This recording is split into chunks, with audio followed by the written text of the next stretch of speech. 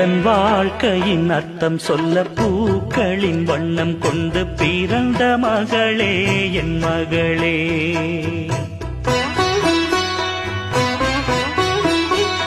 நான் வாழ்ந்தது கொஞ்சம் அந்த வாசத்தில் வந்துதித்து உயிரில் கலந்தா என் உயிரே. உன் பூவிழி குறுநகை அதில் 1000 கவிதையே.